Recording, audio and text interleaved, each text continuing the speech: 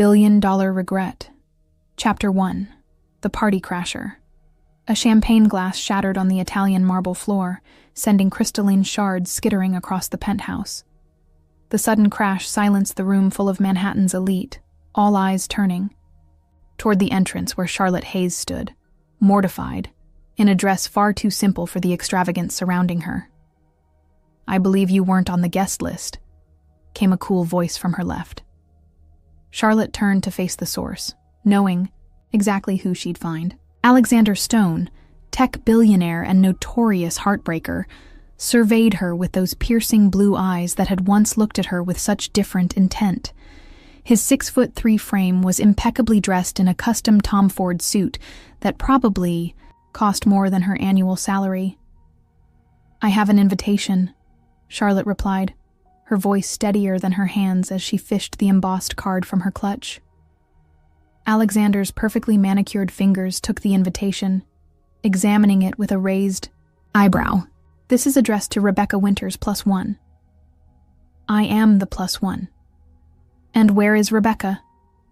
His voice carried that infuriating hint of amusement that always made her feel 2 inches tall. "Called away on a family emergency." Charlotte straightened, her spine refusing to be intimidated. "But I needed to be here. The Davis Foundation grant announcements. Yes. Your little non-profit." The corner of his mouth twitched. "Ambitious for someone so undercapitalized."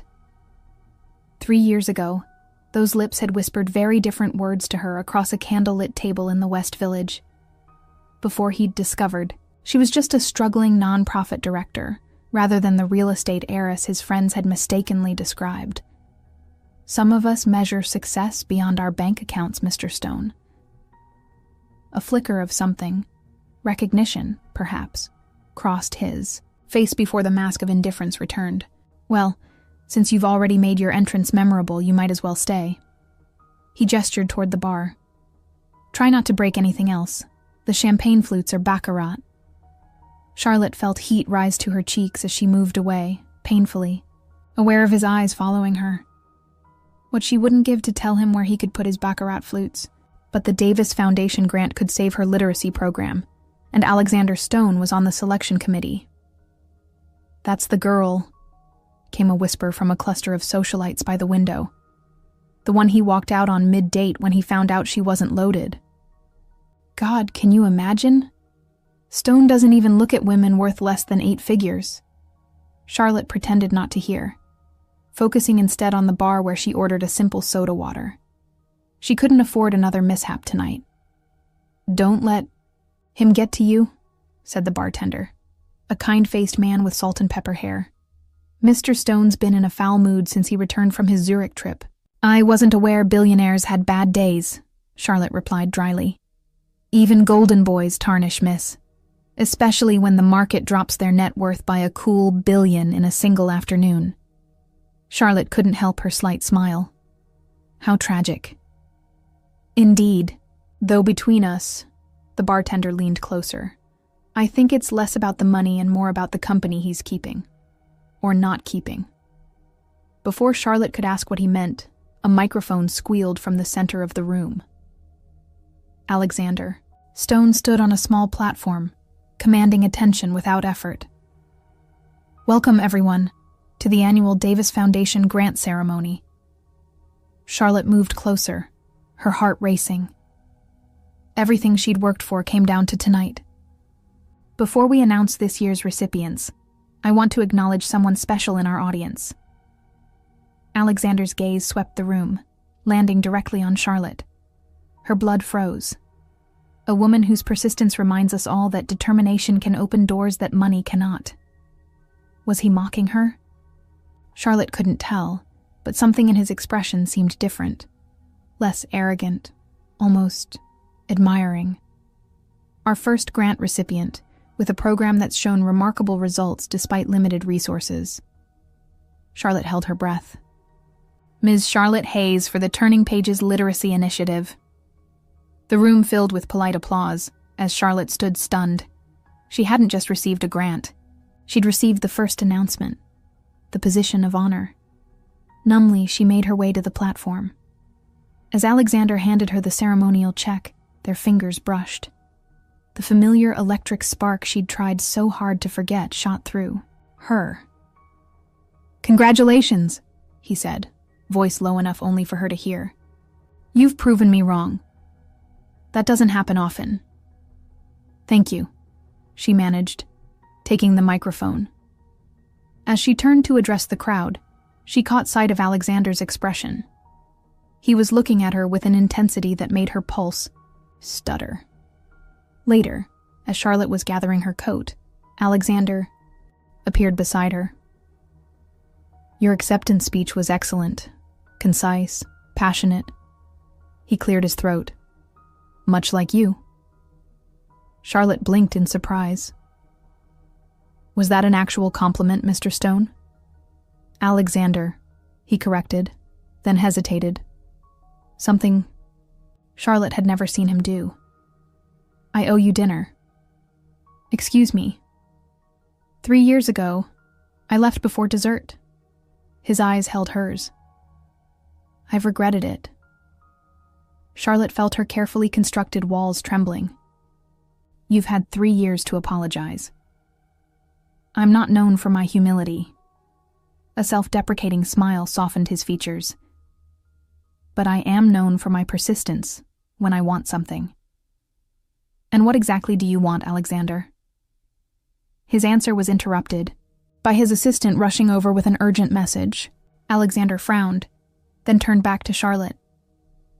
"I have to handle this, but this conversation isn't over." He pulled out a business card, scribbling something on the back.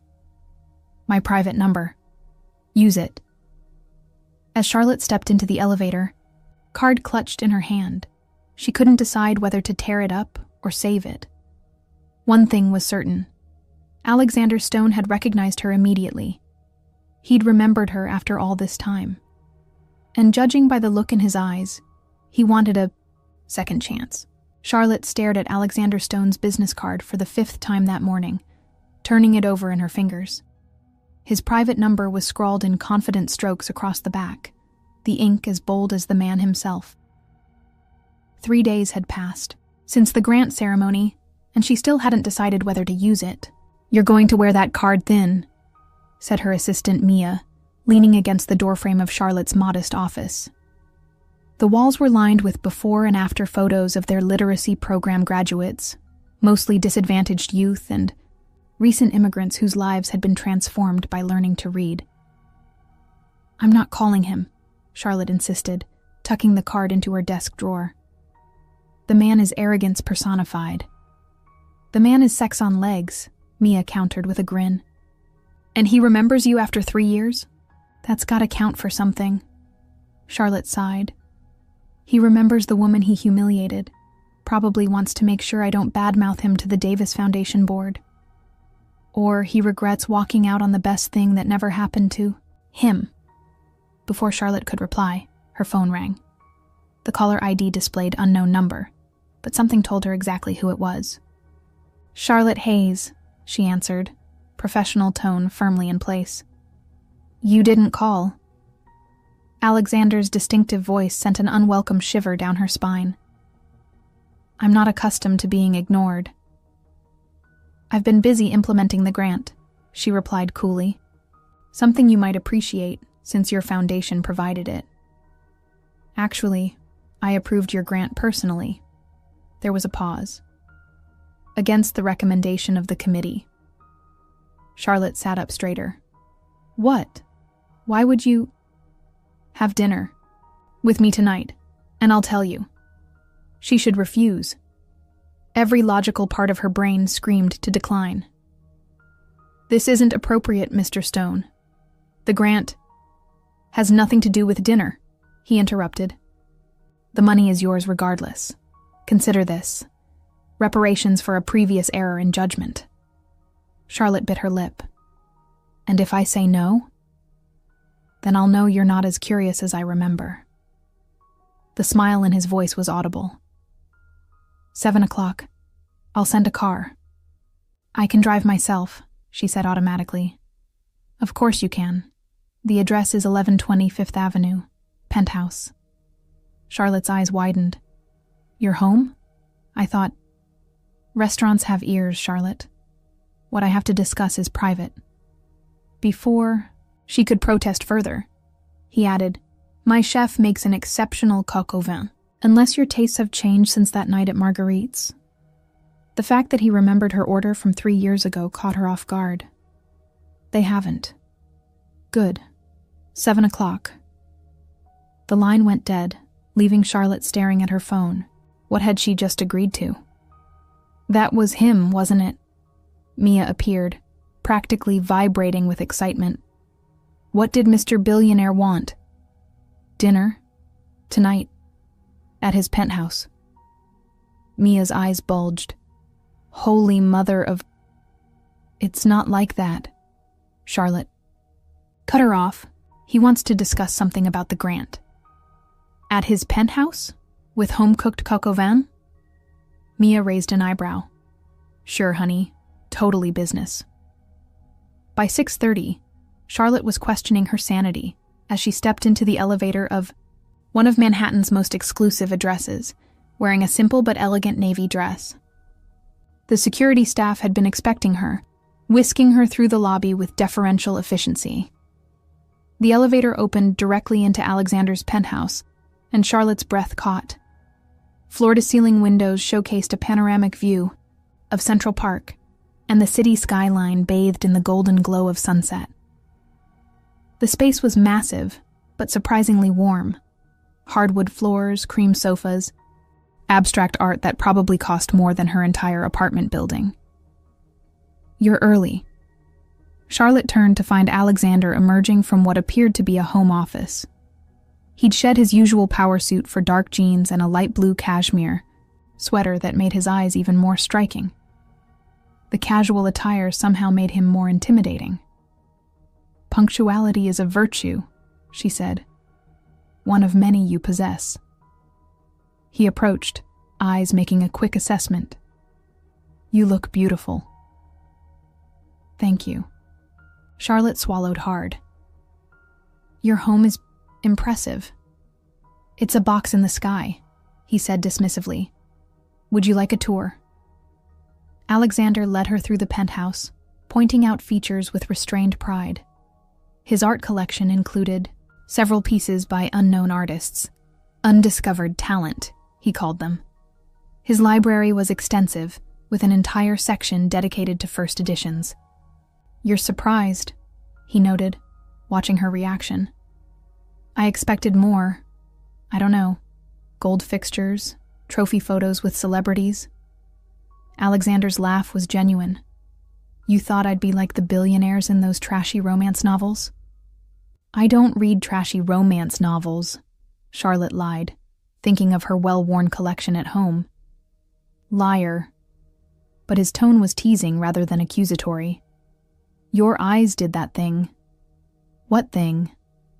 They shift slightly to the right when you're not being truthful. I noticed it the first night we met. Charlotte felt her cheeks warm. You're very observant, only about things that interest me. His gaze was uncomfortably direct. Dinner was served in a glass-enclosed terrace garden, an oasis of greenery suspended above the city. The food was exquisite, the wine perfectly paired. Despite herself, Charlotte found the conversation flowing easily as they discussed books, art, and the philosophy behind her literacy program. You still haven't told me why you approved my grant against the committee's recommendation, she said finally, setting down her wine glass. Alexander's expression grew serious. Because you were right. About what? Measuring success beyond bank accounts. He leaned forward. 3 years ago, I walked out on our date because I believed surrounding myself with wealth was the only way to maintain my position. I'd built an empire from nothing. My father was a factory worker, my mother cleaned houses, and I was terrified of losing it all. Charlotte blinked in surprise. I never knew about your background. Few do. It's not part of the Alexander Stone brand. His smile was self-deprecating. But seeing your work, what you've accomplished with so little, It reminded me of why I started my company in the first place, to make a difference, not just a fortune. That's unexpected, Charlotte admitted. I have a proposition for you, Charlotte. Alexander set his napkin aside. Beyond the grant, I want to personally fund an expansion of your program. Nationwide implementation, starting in the poorest districts. Charlotte nearly choked on her wine. That would cost millions. 27 million, according to the assessment I had done. He stated the astronomical sum as casually as ordering coffee. But there's a condition. Of course there is, Charlotte murmured, suddenly wary. I want to be involved, not just writing checks, actively participating in the implementation. His eyes held hers, which means working closely with you. The implication hung in the air between them. This feels complicated, Charlotte said carefully. Life is complicated. Alexander reached across the table, his fingers brushing hers. But some complications are worth navigating. Charlotte withdrew her hand. Is this about the program, or is this about us? Both. His honesty was disarming. I've made exactly 2 mistakes in my business career that I truly regret. Walking away from that dinner 3 years ago was one of them. And the other? Charlotte asked, her voice barely above a whisper. Waiting 3 years to fix it. Alexander stood, offering his hand. Come with me. There's something I want to show you. Against her better judgment, Charlotte followed him through the penthouse to a room she hadn't seen during the tour. Alexander opened the door to reveal what appeared to be a small classroom, complete with desks, books, and a whiteboard. What is this? She asked, confused. For the past year, I've been hosting literacy sessions for my building's maintenance and kitchen staff. Alexander's voice was quiet. Using your curriculum, which I purchased through a shell company. Charlotte stared at him in disbelief. You've been teaching? Twice a week. It's the most rewarding thing I do. His expression was vulnerable in a way she'd never seen before. You inspired this, Charlotte, and I'd like to inspire you too. As they stood in the classroom, the city lights twinkling beyond the windows, Charlotte felt her carefully constructed walls beginning to crumble.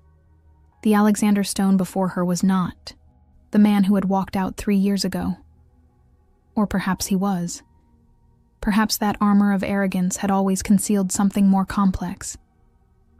I'll consider your proposal, she said finally. The business one. As for the personal proposition, that remains to be seen. Alexander's smile was equal parts victory and challenge. I've always enjoyed a good negotiation. As he escorted her to the elevator later that evening, he made no attempt to kiss her, though the air between them crackled with possibility. I'll have the contract delivered tomorrow, he said. Review it with your lawyers. Charlotte nodded, stepping into the elevator. Just as the doors began to close, she put out her hand to stop them. Alexander? Yes? That night 3 years ago, what made you leave? Really? His expression turned serious. Fear. Not that you weren't wealthy, but that you'd see through me, pass the money and power to the factory worker's son who didn't belong in your world of genuine compassion and purpose. The doors closed before she could respond, leaving Charlotte with a startling realization. All this time, she'd thought she wasn't enough for Alexander Stone. Perhaps the truth was that he hadn't felt worthy of her. He's been doing what? Mia's coffee sloshed dangerously close to the rim of her mug as she leaned across Charlotte's desk. Teaching literacy classes, using our curriculum. Charlotte still couldn't quite believe it herself. For his building staff. Alexander Stone, the Alexander Stone, teaching immigrants how to read. And cooking staff, maintenance workers, yes. Charlotte shuffled through the contract that had arrived by courier that morning. Thick, intimidating legal pages detailing the $27 million partnership proposal. And you're telling me he's not trying to get in your pants? Mia. Charlotte felt her cheeks flush. What? Billionaires don't usually fund education programs unless there's a building named after them, or a tax write-off involved. Charlotte sighed. It's more complicated than that. Because you still have feelings for him. It wasn't a question, and Charlotte didn't bother denying it. That one dinner 3 years ago had left an impression that no amount of righteous anger had erased. And now, seeing this other side of Alexander. The contract looks legitimate, said Charlotte, changing the subject. Our lawyer reviewed it this morning. The money goes into a separate foundation with joint governance, full autonomy on curriculum, but strategic decisions require mutual agreement. And you'll be working together, closely. Mia waggled her eyebrows. Professionally, Charlotte emphasized, though her stomach fluttered at the thought. Just then, her phone buzzed with a text from an unknown number. Have you reviewed the contract? Charlotte stared at the screen. Of course he would text rather than call. Alexander Stone's time was worth thousands of dollars per minute. He wouldn't waste it waiting for someone to pick up. She typed back, Yes. It seems straightforward. The response came immediately. Nothing worth doing is straightforward. Dinner tonight to discuss amendments? Charlotte hesitated. 2 nights in, a row seemed significant. I have plans, she replied, which wasn't entirely a lie. A frozen dinner and the latest episode of her favorite baking show technically counted as plans. His next text arrived with a ping. Cancel them. This is a $27 million conversation. Le Bernardin, 8 p.m. I've already reserved the table. The presumption irritated her. Always used to getting your way, aren't you? There was a longer pause before his reply. Force of habit. But I'm trying to learn new ones. Please join me? My treat. Of course. The unexpected please gave her pause. Charlotte typed back, I'll be there, but I'm ordering the most expensive thing on the menu. His response, I'd expect nothing less. Le Bernardin was arguably the finest restaurant in Manhattan, and Charlotte was grateful she'd splurged on a classic black dress last season. The maitre d' recognized her name immediately. Ms. Hayes, welcome. Mr. Stone is waiting in our private dining room. Of course he had a private room. Heaven forbid Alexander Stone dine amongst the common folk, even if the common folk at Le Bernardin were mostly millionaires. She was escorted through the main dining area, aware of curious glances following her. The private room was intimate, with soft lighting and a spectacular flower arrangement. Alexander stood when she entered, his tailored suit impeccable as always, but his expression unexpectedly nervous. You came, he said, as if there had been real doubt. $27 million is a compelling reason to cancel a date with my television. He smiled, pulling out her chair. I hope I can be more entertaining than a TV show. That depends. Can you create a perfect souffle under time pressure while being critiqued by British judges? I've never tried, but I do enjoy a challenge. He took his seat across from her. You look beautiful tonight. Thank you. Charlotte unfolded her napkin, refusing to be flustered by the compliment. Shall we discuss the contract? Actually, Alexander said, I was hoping we might enjoy the first course before diving into business. The meal was exquisite, the wine exceptional. Despite her intentions to keep things strictly professional, Charlotte found herself relaxing as they discussed books they'd both read, travels they'd taken, and the surprising number of indie bands they both enjoyed. You went to a Blind Pilots concert in Brooklyn? Charlotte couldn't hide her surprise. In that dive bar with the sticky floors? I wore a baseball cap and didn't use my black card at the bar, Alexander admitted with a grin. Best show I've seen in years. I was there that night. November 2019, right? Alexander's eyes widened. We were in the same room and didn't know it. Though if I'd seen you, I certainly would have remembered. The intensity of his gaze made her look away. You mentioned amendments to the contract? Alexander accepted the shift to business with grace. Just one, actually. Section 12, regarding governance. Joint decision-making on strategic matters, Charlotte recalled. What's the issue? I'd like to amend it to give you final say on all decisions, not just curriculum. Charlotte stared at him. But it's your money. And your expertise, he countered. I don't want this to be another wealthy benefactor dictating terms to the education experts. That approach has failed in too many philanthropy projects. This is unexpected, Charlotte admitted. I've learned some things since we last met, Alexander said quietly, including when to recognize that someone else might know better than I do. Charlotte studied him, trying to reconcile this humble admission with the arrogant man who had walked out on her 3 years ago. What happened to you, Alexander? This self-awareness doesn't align with your reputation. He was quiet for a moment, swirling the wine in his glass. Last year, I nearly lost everything, he finally said. Not financially, the empire was secure, but personally.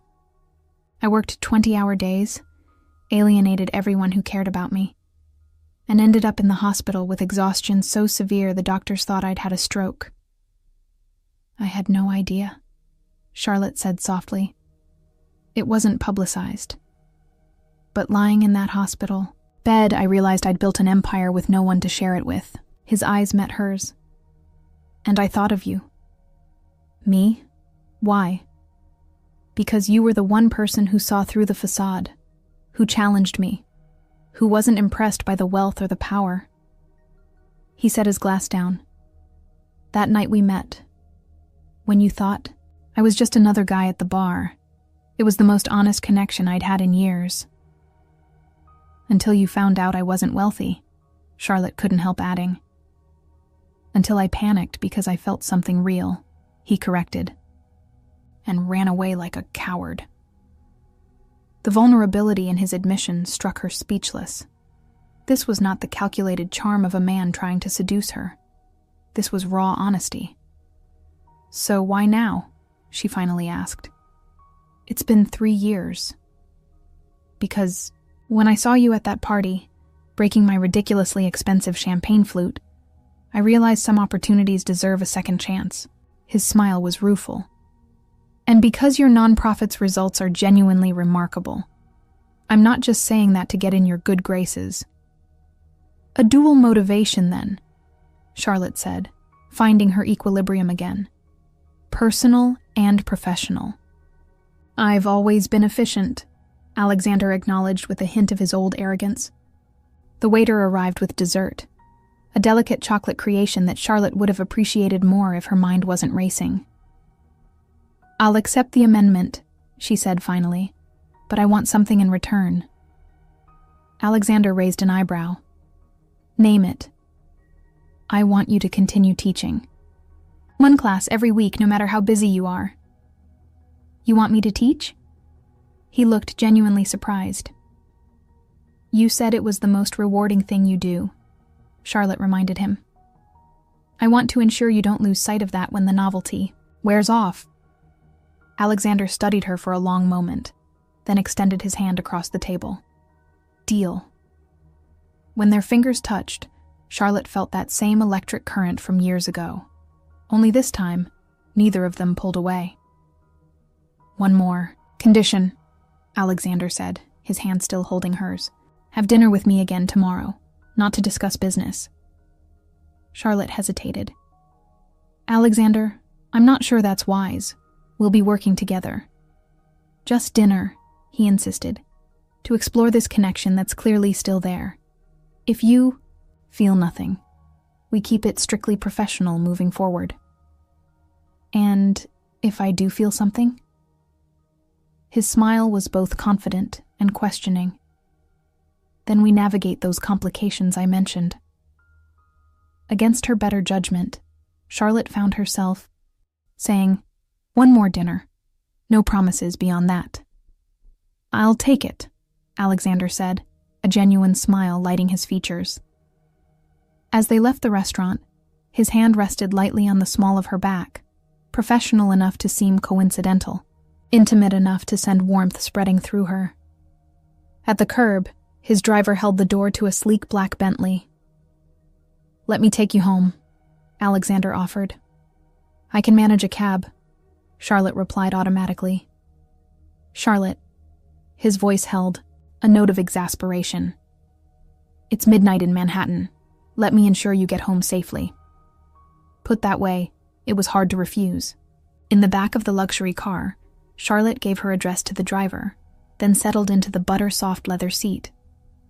"Your board is announcing the partnership next week?" Alexander asked. "Yes. There's a press conference on Tuesday." "I'd like to be there," he said, "if that's acceptable." Charlotte imagined the media frenzy, billionaire Alexander Stone publicly supporting her small nonprofit. The publicity alone would be invaluable. "That would be helpful," she admitted. "Good." He reached over and took her hand again, his thumb tracing small circles on her palm. "I find I'm looking forward to working with you, Charlotte Hayes." When the car stopped outside her modest apartment building in Chelsea, Alexander walked her to the door despite her protests. "This neighborhood has character," he observed, looking around with genuine interest. "Unlike your sterile penthouse?" she teased. "Exactly." His eyes crinkled when he smiled, something she hadn't noticed before. "Maybe you can help me add some character to my sterile box in the sky." The comment held implications that made her pulse quicken. But before she could overthink it, Alexander leaned down and pressed a soft, brief kiss to her cheek. "Until tomorrow," he murmured.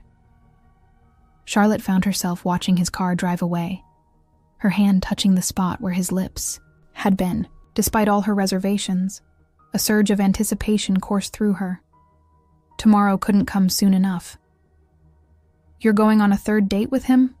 That's practically a relationship in New York time," Mia teased as she helped Charlotte sort through outfits for her dinner with Alexander. "It's not a third date," Charlotte protested. "The first was a business dinner, the second was contract negotiation. And this one is..." Charlotte hesitated. "Exploratory." "Oh, honey, I bet." "It is." Mia pulled out a red dress that Charlotte had forgotten she owned. "Wear this. It says I'm a professional who might let you kiss me if you play your cards right." "That's oddly specific," Charlotte said, but took the dress anyway. Her phone buzzed with a text from Alexander. "Change of plans. Less formal dinner tonight. Dress comfortably. I'll pick you up at 7. Charlotte showed Mia the message. What does less formal mean in billionaire language? "Maybe he's taking you to his yacht," Mia suggested with a grin. "Or his private helicopter dining experience over Manhattan." "You've been reading too many romance novels," Charlotte sighed, putting the red dress back and selecting jeans and a silky blue top instead. At precisely 7, there was a knock at her door. Charlotte opened it to find Alexander Stone, Forbes' most eligible tech billionaire, standing in her hallway wearing jeans, a casual button-down shirt, and a leather jacket. No driver, no entourage. "You came yourself," she said, unable to hide her surprise. "I do know how to drive," he replied with a hint of amusement. "Ready for an adventure?" "That depends on the adventure," Charlotte said cautiously. "Trust me?" He offered his hand. Charlotte hesitated only briefly before taking it against my better judgment. Instead of the expected Bentley or Ferrari, Alexander led her to a vintage Mustang convertible parked at the curb. "This is yours?" Charlotte asked, running her hand appreciatively over the glossy paintwork. "My first major purchase when the company turned a profit," he admitted. "I keep it in storage most of the time, but some occasions call for something special." As they drove through the city with the top down, Charlotte couldn't help noticing how different Alexander seemed. Relaxed, almost carefree, tapping his fingers on the steering wheel to the classic rock playing on the radio. "Where exactly are we going?" she asked as they crossed the Brooklyn Bridge. Coney Island. Charlotte turned to stare at him. Coney Island? You're taking me to hot dogs and carnival games? Problem? He asked, a challenge in his voice. Too lowbrow for the sophisticated nonprofit director. Not at all, she replied, unable to suppress her smile. It's just unexpected from the man who sent his driver to collect his dry cleaning. I'm trying this new thing called having fun, Alexander said dryly. My therapist recommended it. You have a therapist? Among the many changes post-hospital stay, he confirmed, along with delegating more, working reasonable hours and... He glanced at her with a smile that made her stomach flip, correcting past mistakes. Coney Island was alive with lights, music, and the delicious scent of fairground food. Alexander parked the car and came around to open Charlotte's door, offering his hand again. When was the last time you went to an amusement park? He asked as they walked toward the entrance. Charlotte thought for a moment. Maybe college. My friends and I drove to Six Flags during spring break. I haven't been since I was 10, Alexander admitted. My father saved for months to take me to Coney Island for my birthday. It was the best day of my childhood. The personal revelation touched her. Thank you for sharing that with me. I'm trying this new thing called emotional vulnerability, he quipped, but she could see the genuine effort it took him. What followed was nothing short of magical. They rode the Cyclone roller coaster, Alexander's deep laugh ringing out as they plunged down the steepest drop. They played carnival games, Charlotte proving surprisingly skilled at the ring toss while Alexander dominated the basketball shoot. Business school basketball league, he explained when she expressed surprise at his accuracy. Some of the most important deals I ever made happened on a court, not in a boardroom. After winning her an enormous stuffed bear that she had no idea what to do with, Alexander insisted they try every classic Coney Island food: hot dogs from Nathan's, cotton candy, caramel apples, and funnel cake covered in powdered sugar. I can't believe you're eating this, Charlotte laughed, as Alexander, impeccably dressed even in casual clothes, got powdered sugar all over his shirt. Why not? Because you probably have a personal chef who trained at Le Cordon Bleu. I do, he acknowledged. And he makes an exceptional coq au vin, but he can't make this. He held up the funnel cake. Some experiences can't be replicated by fine dining. As the night wore on, Charlotte found herself relaxing completely in his company. This Alexander was so different from the calculating businessman she'd encountered at the charity event, or even the vulnerable man from Le Bernardin. This Alexander was fun, engaging, and surprisingly down to earth. They were waiting in line for the Wonder Wheel when Charlotte's phone rang. Seeing it was her assistant, she excused herself to take the call. Mia, what's wrong? Turn on the news, Mia said without preamble. Richardson Foundation just announced a $30 million literacy initiative, exactly like ours. Charlotte's blood ran cold. What? When? Emergency press conference an hour ago. They're specifically targeting the same districts we plan to expand into. That's not a coincidence, Charlotte murmured. Let me call you back. She returned to Alexander, who immediately sensed her distress. What happened? Richardson Foundation just announced a literacy initiative identical to ours, but with more funding, she explained. Jeremy Richardson is on the Davis Foundation board. He was at the grant ceremony. He must have heard about our plans and decided to compete directly. Alexander's expression darkened. Jeremy Richardson is a vulture. He's been trying to undermine my business ventures for years. This is about getting to me through you. Or maybe he genuinely cares about literacy, Charlotte suggested, though she didn't quite believe it. Richardson cares about Richardson, Alexander said flatly, and about beating me at anything he can. Great, so my nonprofit is collateral damage in your billionaire feud. Charlotte ran a hand through her hair in frustration. We can't compete with 30 million. You have 27 million, Alexander reminded her. It's not just about the money. They have a bigger staff, more connections, and now they'll claim they came up with the program model. Charlotte's voice cracked. Everything we've worked for. Alexander gently placed his hands on her shoulders, turning her to face him. Charlotte, look at me. This isn't over. Richardson may have money, but he doesn't have you. What difference does that make? All the difference. His gaze was intense. You built this program from nothing. You understand these communities because you've worked in them, not just read reports about them. Richardson is doing this as a vanity project and to spite me. You're doing it because you believe in it. His confidence in her was touching, but Charlotte remained practical. Noble intentions don't win funding wars.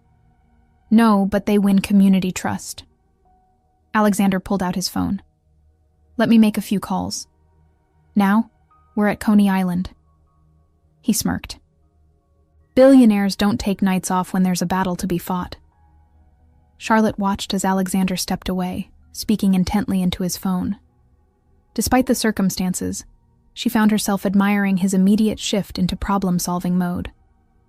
He wasn't dismissing her concerns or telling her not to worry her pretty head about it. He was treating it as their shared problem. When he returned 10 minutes later, there was a determined glint in his eye.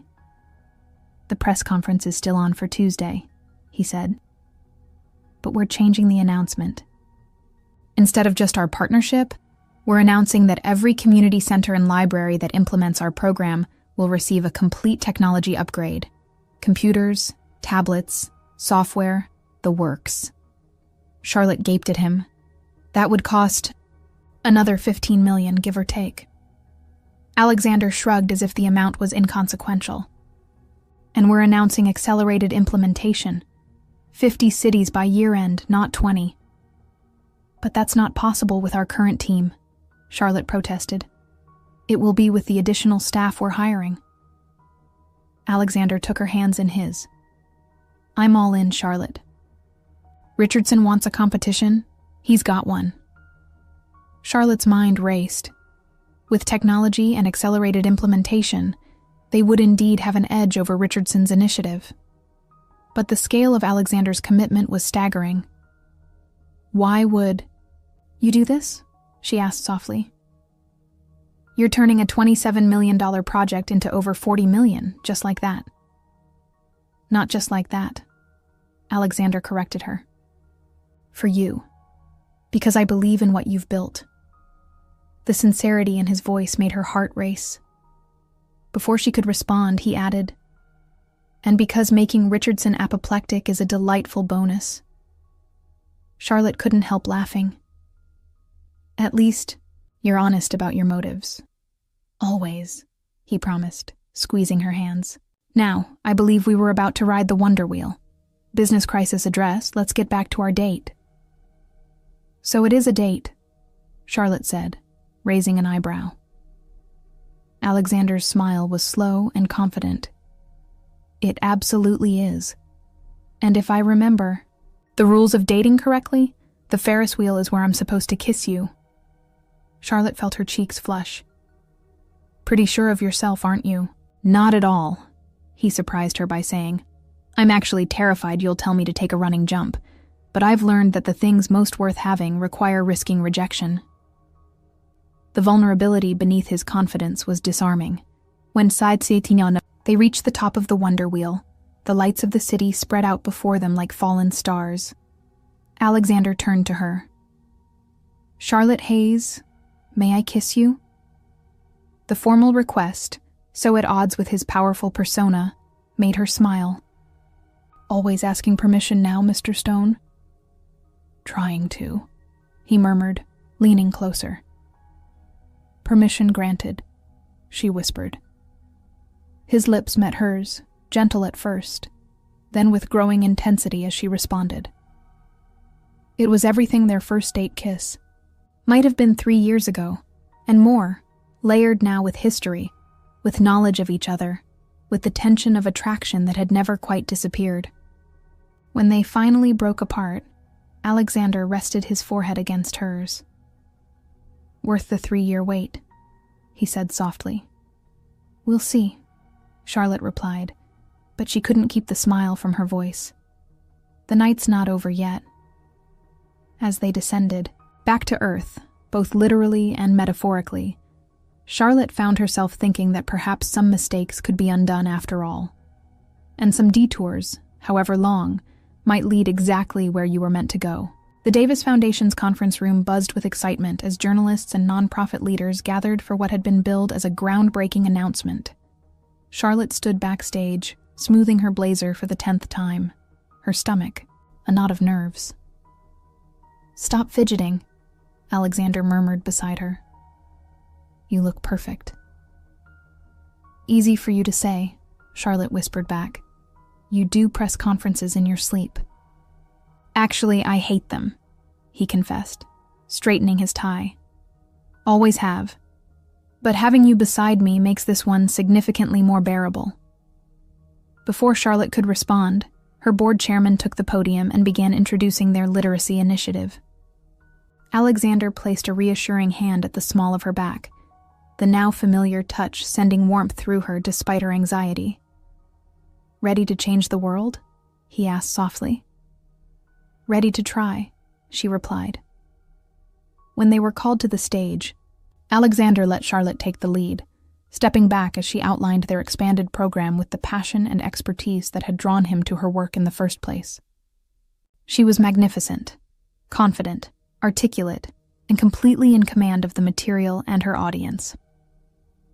"And now," Charlotte said, "I'd like to introduce our partner in this initiative, Alexander Stone, who will explain the technology component of our program." As Alexander stepped forward, his expression was more genuine than the media-ready smile he typically wore for cameras. He outlined the technology upgrades they would be providing to every participating location, emphasizing how this would extend the program's reach into households that might otherwise lack digital access. "This isn't just about teaching people to read," he concluded. "It's about connecting communities to the resources they need to thrive in the digital age. And there's no one I'd rather partner with on this mission than Charlotte Hayes and her remarkable team." The press questions began immediately, and Charlotte was impressed by how deftly Alexander fielded the inevitable inquiries about the competing Richardson Foundation announcement. "We welcome all efforts to improve literacy," he said smoothly. "But what sets our program apart is that it's built on a model Ms. Hayes has already proven effective in diverse communities across 3 boroughs. We're not starting from scratch. We're scaling success."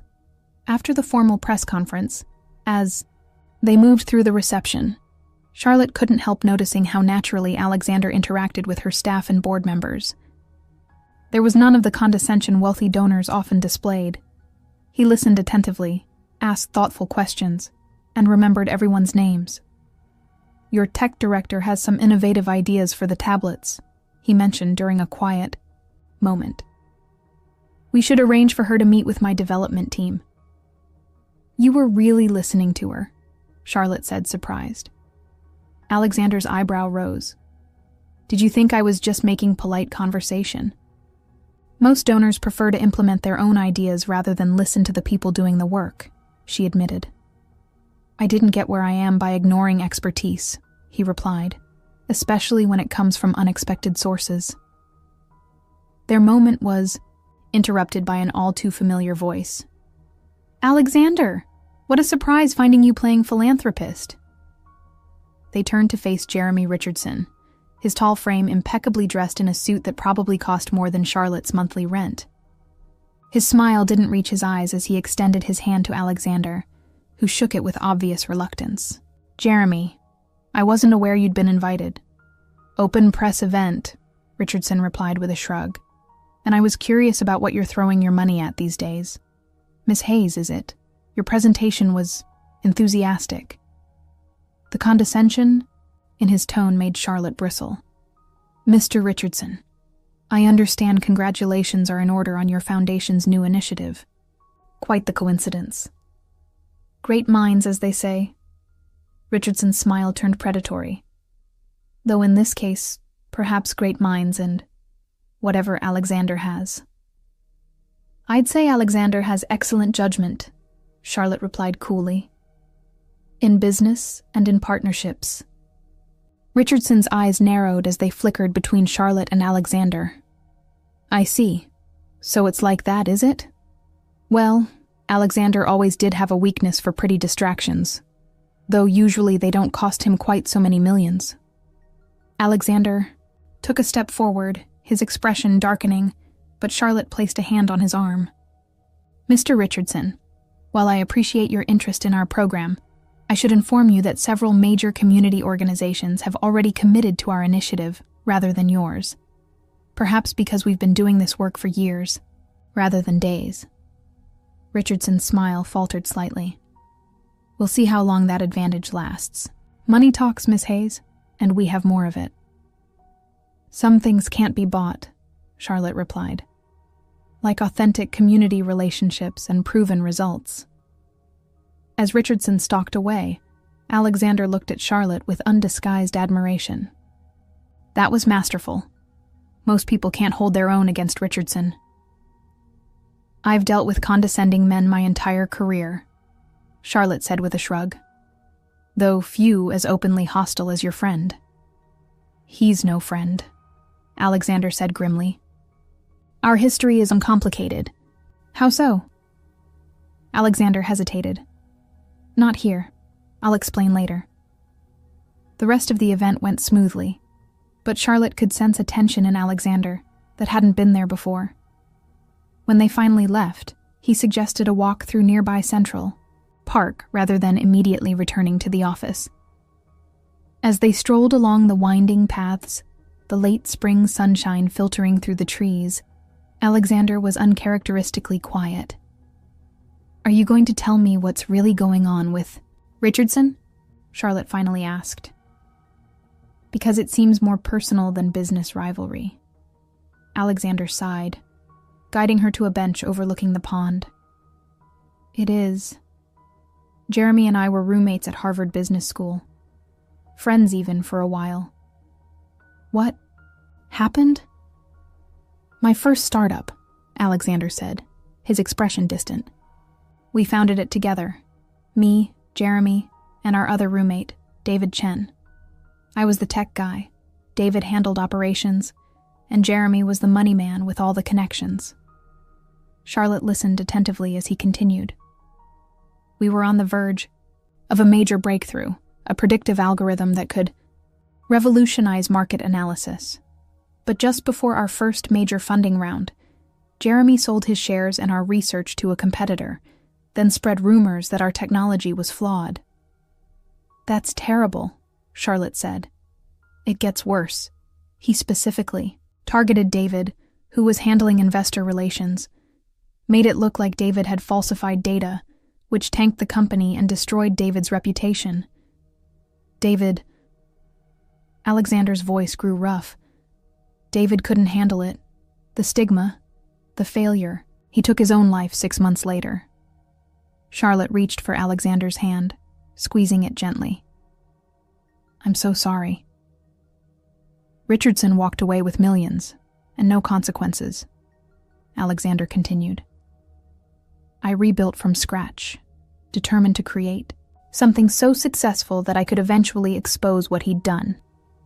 But by the time I had the resources and influence, the statute of limitations had passed on any legal action. And without David, he shook his head. I couldn't prove enough. So instead you became rivals in everything, Charlotte concluded. And I beat him at every turn, Alexander confirmed. Until now, when he's using your program to try to get to me. Charlotte processed this revelation, understanding now the depth of Alexander's animosity. Why didn't you tell me this before? Because it's the ugliest chapter of my past, Alexander admitted. And because I didn't want you to think I was only interested in your program as another way to compete with Richardson. Are you? She had to ask. No. His gaze was direct, unflinching. What happened today proved that. When he showed up, my first instinct wasn't about the competition or beating him. It was protecting you and the work you're doing. The admission warmed her, but Charlotte remained practical. We still have to deal with him. His foundation will be competing for the same space, the same communities. I know. Alexander's expression turned thoughtful. But maybe there's another approach beyond just competing. What are you thinking? Richardson's weakness has always been his ego, Alexander said slowly. He needs public recognition, needs to be seen as the savior, the winner. What if instead of fighting him directly, we offered a collaboration? Charlotte stared at him. You want to work with the man who essentially caused your friend's death? No, Alexander said firmly. I want to appear to work with him, publicly position it as a joint initiative, while maintaining control of the actual implementation. Let him have the press conferences and ribbon cuttings, while we do the real work. That's surprisingly devious, Charlotte said, not entirely comfortable with the manipulation. It's pragmatic, Alexander countered. Richardson will never back down from a direct competition. His pride won't allow it. But if we frame it as an opportunity for him to share in a success, while doing it our way, he gets the glory, we get the results, Charlotte finished, seeing the strategy. Exactly. And more importantly, the communities get what they need without being caught in the crossfire of a billionaire grudge match.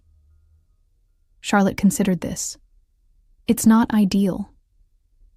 Few things in life are, Alexander agreed.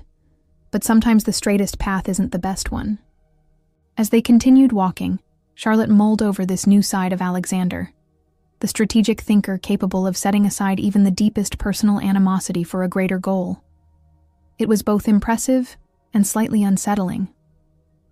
There's something I need to know, she said finally, stopping to face him. That first night, when you walked out on our date, what would have happened if you hadn't? The question clearly caught him off guard. What do you mean? If you hadn't discovered I wasn't wealthy, if we'd continued dating, would I be more than just one of Alexander Stone's pretty distractions, as Richardson put it? Alexander's expression softened. Charlotte, I've dated socialites, models, even a princess once. None of them haunted me for 3 years after a single dinner. None of them made me question my priorities or regret my choices. That's not really an answer, she pointed out. Isn't it? He took her hands in his. I've built my life around predictions, algorithms, calculating probabilities. But with you, I can't predict anything. You challenge me, surprise me, make me question assumptions I didn't even know I had. So I'm an anomaly in your data, Charlotte said with a small smile. But you're the variable that changes the entire equation. His thumb traced circles on her palm, sending shivers up her arm. And yes, to answer your question directly, if I hadn't been a coward that night, I believe we would have been something significant. And now? Charlotte asked quietly. Now we're finding out. Alexander stepped closer. Unless you're having second thoughts after learning about my less than pristine past. Charlotte considered this man before her. Complex, flawed, brilliant, and unexpectedly vulnerable. A man who had lost a friend, built an empire, and still made time to teach literacy classes to building staff. No second thoughts, she assured him. Just processing who you really are beyond the billionaire facade. And there was genuine apprehension in his eyes. And I'm still here. She rose on tiptoe and kissed him lightly, despite my better judgment. His smile was like sunrise breaking through clouds. I'm going to make you revise that judgment, Charlotte Hayes. As they continued their walk, hands intertwined, Charlotte reflected on how dramatically her life had changed in just over a week. From resenting Alexander Stone to considering a collaborative approach with his sworn enemy, all while falling for him despite every reservation. There's one more thing you should know, Alexander said as they reached the park exit. About Richardson. What's that? Alexander's expression was grave. He doesn't play fair. If he suspects there's something between us beyond business, he might try to use it against you, against the program. Let him try, Charlotte said with more confidence than she felt. I've dealt with worse. Not like Richardson, Alexander warned.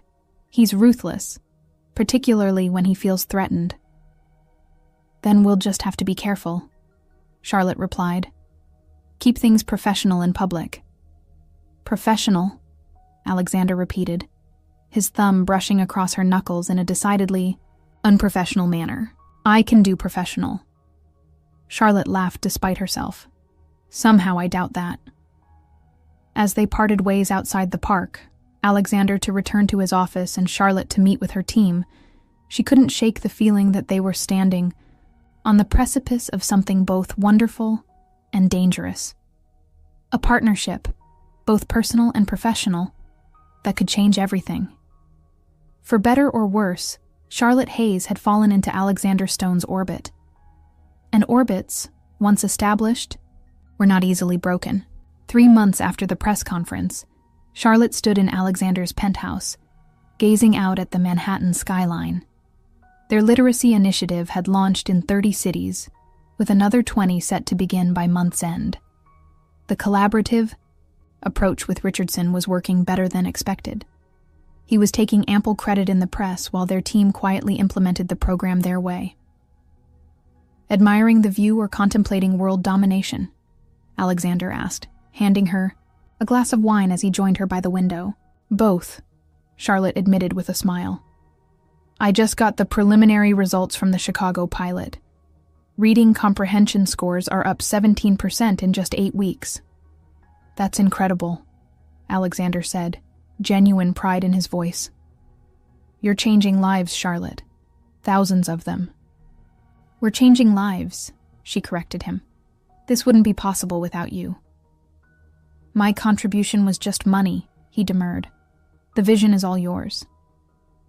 Charlotte turned to face him fully. Over the past months, she'd watched this arrogant billionaire transform before her eyes, or perhaps more accurately, reveal the man who had always existed beneath the carefully constructed facade. He still commanded rooms with his presence, still made multi-million-dollar decisions over breakfast. But there was an authenticity to him now that had been missing before. How was your class last night? She asked. Alexander had kept his promise to continue teaching literacy once a week, no matter how busy his schedule. A smile lit his features. Maria finished her first novel, The Secret Garden. She started crying when she read the last page, said she never thought she'd be able to read a whole book in English. That's what it's all about, Charlotte said, softly. Those moments. Alexander set his wine glass down and took both her hands in his. I have something to discuss with you. A proposition. Another one? Charlotte teased. Your last proposition cost you $40 million. Best investment I ever made, he replied without hesitation. But this one is more personal. Before he could continue, his phone buzzed insistently. Alexander glanced at it with a frown. It's Richardson. Again. He's been calling all afternoon. You should take it, Charlotte suggested. He usually doesn't. Reach out directly unless it's important. Alexander sighed but answered the call, putting it on speaker. Jeremy, what's so urgent? Have you seen the Post? Richardson's voice came through, tense and clipped. I make it a point not to read tabloids, Alexander replied. Well, you might want to make an exception today. Page 6 has some very interesting photos of you and Ms. Hayes looking decidedly unprofessional. Charlotte and Alexander exchanged alarmed glances. What are you talking about? Alexander demanded. You and your non-profit princess, having quite the intimate dinner at Maria last week, holding hands across the table, kissing by the door. Not exactly the professional partnership you've been presenting to the board. Charlotte felt her stomach drop. They had been careful to keep their relationship private, but apparently not careful enough. So what? Alexander's voice was dangerously calm. My personal life isn't subject to board approval. No, but conflict of interest is. Richardson's smug tone set Charlotte's teeth on edge. The Davis Foundation has strict policies about romantic relationships between grant, committee members, and recipients, as does the federal grant program we just applied for. Alexander's expression darkened. What do you want, Jeremy? Meet me at my office in an hour, without your girlfriend. We need to discuss the future of our so-called collaboration. The call ended abruptly, leaving an ominous silence in its wake. This is exactly what I was afraid of, Alexander said, running a hand through his hair in frustration. He's going to try to leverage this against the program. Can he really create problems with the federal grant? Charlotte asked, professional concerns immediately taking precedence over personal ones. Unfortunately, yes. The optics aren't great. Committee member awards grant to woman he's involved with. Richardson will spin it as corruption. Alexander paced across the room. I should have been more careful. We both should have, Charlotte corrected him. But what's done is done. What's your strategy for dealing with him? Alexander looked at her with a mixture of admiration and concern. Always the pragmatist. One of us has to be, she replied with a weak smile. I'm meeting him, as requested, Alexander decided. But I don't trust him not to record our conversation and edit it to suit his purposes. Charlotte considered the situation. We need to get ahead of this. Contact the Davis Foundation board directly. Explain the situation before Richardson poisons the well. Agreed. Alexander was already texting his assistant. I'll have legal prepare a statement outlining the timeline, making it clear that our relationship developed after the grant was awarded. As Alexander made calls and sent messages, Charlotte found herself wondering how they had reached this point. 3 months of careful separation between their professional and personal lives, only to be undone by one careless dinner. Yet even as anxiety churned in her stomach, she couldn't bring herself to regret it. Their relationship had deepened into something she had never expected. A partnership of equals, despite their different worlds. A connection that challenged and supported her in equal measure. It's handled for now, Alexander said, returning to her side. The board chair is a reasonable woman. She's agreed to meet with us tomorrow morning. Both of us? Charlotte asked, surprised. Both of us, he confirmed. I made it clear that this is a joint conversation. Charlotte nodded, touched by his insistence on facing this together. What about Richardson? I'm still meeting him, Alexander said grimly. But I'm bringing my legal counsel. Whatever he's planning, I won't let him damage what we've built. Charlotte checked her watch. You should go. Don't want to give him the satisfaction of keeping you waiting. Alexander hesitated. The proposition I wanted to discuss. We'll have to wait, she finished for him. Handle Richardson first. We'll talk later. He nodded, then pulled her into a kiss that conveyed everything words couldn't. Reassurance, determination, and something deeper that neither had quite put a name to yet. Don't worry too much, he said as he prepared to leave. Richardson's pulled stunts like this before. I know how to handle him. After Alexander left, Charlotte found herself unable to sit still. She paced his penthouse, replaying every public interaction they'd had, wondering when they had let their guard down enough for someone to get compromising photos. Her phone chimed with a news alert, and with a sense of dread, she opened the article.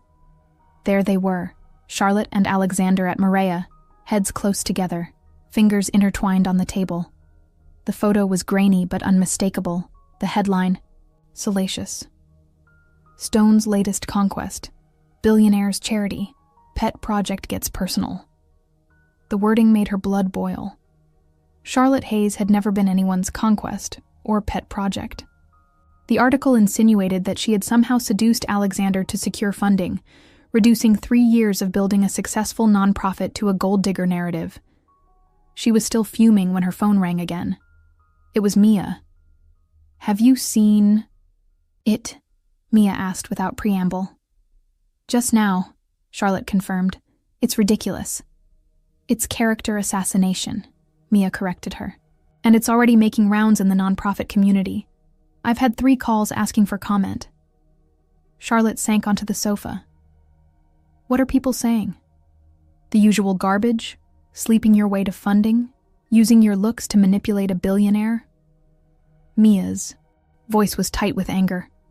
As if you haven't been busting your ass for years building this program from nothing. What have you told the callers? That they can go to hell, Mia replied, then sighed. Well, professionally worded versions of that. But Charlotte, we need an official statement. Charlotte closed her eyes, thinking. This wasn't just about her reputation. It was about the program, the communities they served, the staff who depended on their work continuing. Draft something simple, she decided. Confirm that Alexander and I are in a relationship that developed after the initial partnership was established. Emphasize that all funding decisions were made with full board approval and oversight. And if they ask about Richardson's involvement, say we value all our partners and expect the collaboration to continue as planned. Charlotte was already thinking ahead to damage control. Then call an emergency staff meeting for tomorrow afternoon. Everyone needs to hear directly from me. After hanging up, Charlotte made several more calls to board members, to key community partners, to the program directors in their expansion cities. By the time Alexander returned 2 hours later, she had a comprehensive response plan in place. He looked exhausted, but oddly relieved as he loosened his tie. How bad is it? Page 6 did their worst, Charlotte admitted. But we're handling it. How was Richardson? Predictably opportunistic, Alexander said, dropping onto the sofa beside her. He offered to help manage the situation in exchange for more control over the program implementation. And you said? Alexander's smile was wolfish. I reminded him that I have some interesting photos of my own. Him with a certain married actress in the Hamptons last summer. Photos his wife's divorce attorney might find compelling. Charlotte raised an eyebrow. Blackmail, Alexander? Really? I prefer to think of it as mutually assured destruction, he replied. He backs off. I keep his secrets. Simple. Nothing's ever simple with you? Charlotte sighed, but there was fondness in her exasperation. Not entirely true, Alexander said, his expression turning serious. Some things are exceedingly simple. He reached into his pocket and pulled out a small velvet box, setting it on the coffee table between them. Charlotte stared at it, her heart suddenly pounding. Alexander, what is that? The proposition I wanted to discuss earlier, he said, quietly. We've been dating for 3 months, Charlotte pointed out, unable to take her eyes off the box. 3 months and 1 dinner if we're counting from the beginning, he corrected her. But I've known since that first night 3 years ago that you were different. I just wasn't ready to admit it. This is crazy, Charlotte whispered. Probably, he agreed with a small smile. But I'm not actually proposing. Not yet. He opened the box to reveal not an engagement ring, but a key. This is a key to the penthouse, Alexander explained. I want you to move in with me. Charlotte blinked in surprise. You want me to live here? I want us to live here, he clarified. Together, share our lives properly, not just stolen evenings and careful public appearances. Because of the tabloid story? Charlotte asked cautiously. No. Alexander took her hands in his. Because Richardson made me realize something today. When he threatened what we've built, my first concern wasn't the money or the program or even my reputation. It was you, how this might hurt you, how it might damage what we've found together. He paused, gathering his thoughts. I've spent my adult life accumulating wealth, power, things. But none of it meant anything until I had someone to share it with. Someone who challenges me, calls me on my bullshit, makes me want to be better. Charlotte felt tears prickling at the corners of her eyes. You're getting dangerously close to a real proposal here, Stone. That comes later, he promised, his blue eyes intense. For now, just the key. Just sharing our lives, taking the next step. Charlotte thought about her modest Chelsea apartment, about the penthouse with its spectacular views, about what it would mean to wake up beside this complex, fascinating man every morning. What about the program? She asked practically. The optics are already problematic. We'll manage it, Alexander said confidently. Make everything transparent, recuse me from direct funding decisions, establish independent oversight. Richardson did us a favor, really. Forced us out into the open where we can stop sneaking around. Charlotte picked up the key, turning it over in her fingers. My mother always warned me about billionaires, you know. Did she? Alexander looked amused. What wisdom did she impart? She said they were all arrogant workaholics who thought they could buy happiness. Charlotte met his gaze with a smile. She wasn't entirely wrong. And yet, Alexander prompted, and yet here I, considering moving in with one.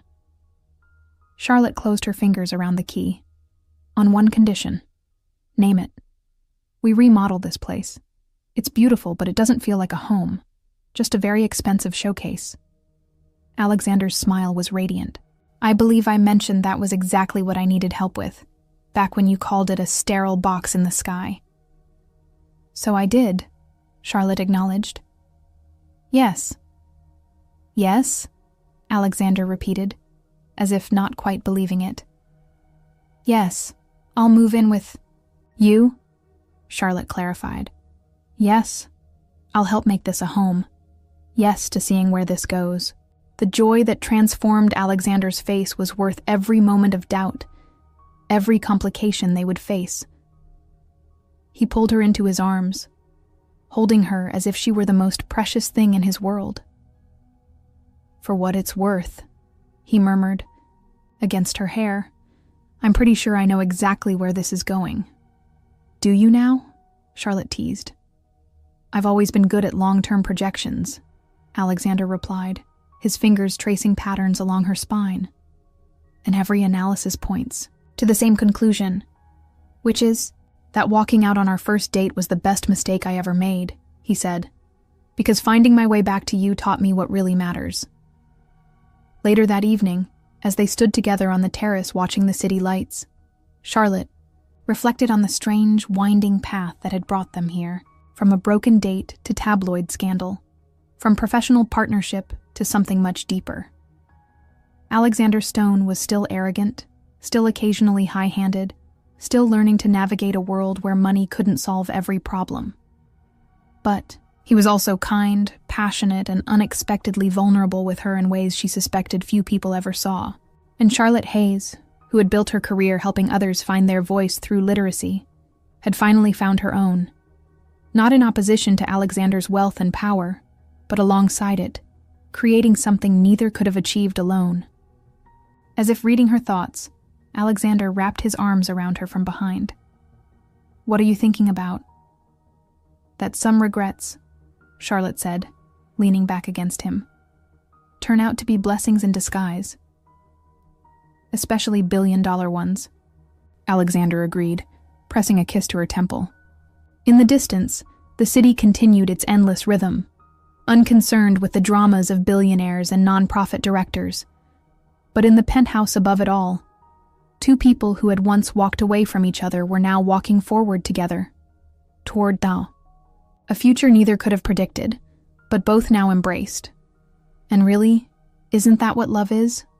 Not the absence of complications, but finding the one person worth navigating them with.